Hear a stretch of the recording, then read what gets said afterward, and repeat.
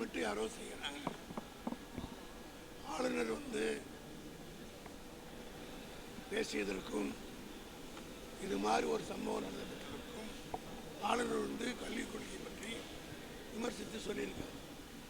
இப்படி ஒரு சம்பவம் நடந்ததுக்கும் ஏதோ ஒரு பின்னணி இருக்கு. அதை அறிந்து புரிந்து அரசு உடனடியாக நடவடிக்கை எடுத்திருக்கிறது.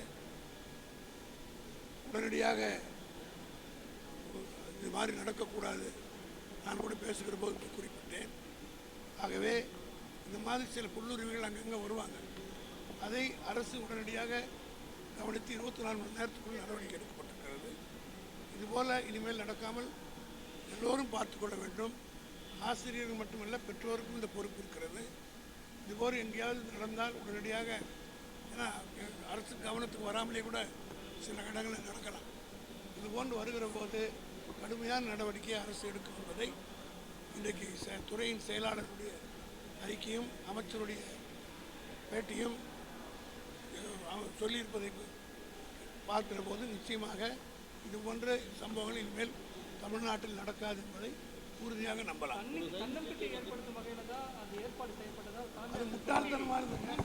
எப்படி தன்னம்பிக்கையாகும்? இந்த ரேஷனல் ஹியூமன் பீயிங் அதை ஏற்றுக்கொள்ள முடியாது. போன ஜென்மத்தில் நடந்து இந்த ஜென்மத்தில் வார்த்தைகள் கடுமையாக வந்துவிடும். ஆகவே இது சமுதாயத்தை முன்னே தமிழ்நாடு கல்வியிலே சிறந்து நிற்கிறது.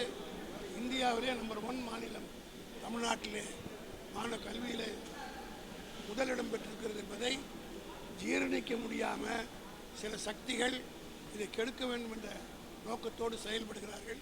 அது ஒரு பொழுதும் இது பெரியார் பிறந்த மண், அண்ணாவால் பக்குவப்படுத்தப்பட்ட மண், கலைஞரால் வழிநடத்தப்பட்ட மண், இன்றைக்கு தளபதி மு.க. ஸ்டாலினால் தலைமை தாங்கி நடத்தப்படுகிற மண்.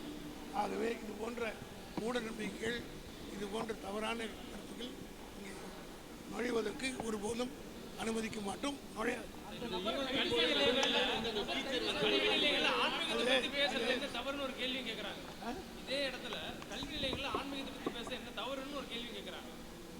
பேசக்கூடாதுங்க. அண்ணா முதல் ஆட்சிக்கு வந்தவுடன் கவர்மெண்ட் ஆஃபீஸில் இருக்கிற எந்த கடவுளுடைய படமும் இருக்கக்கூடாதுன்னு எடுத்து உத்தரவு போட்டது தான் திமுக. அதனால் ஆன்மீகத்துக்கு அப்போ வெளியில் பிரச்சாரம் பண்ணுறதுக்கு அவங்களுக்கே பலவீனமா? அங்கே தான் போய் சொல்லணுமா? ஆன்மீகத்தை அதற்கென்று ஃபோரம் இருக்குது, அது தனியாக போட்டு நீங்கள் சொல்லலாம். கல்வி நிலையத்தில் என்பது ஒரு காலம் அனுமதிக்கு இது செக்குலர் ஸ்டேட்டு. அதனால தான் அண்ணா வந்தவுடனே முதல் ஆட்சிக்கு வந்தவுடனே கவர்மெண்ட் ஆஃபீஸில் எந்த படமும் இருக்கக்கூடாதுன்னு சொல்லி போட்டார். அந்த வழி வந்து தான்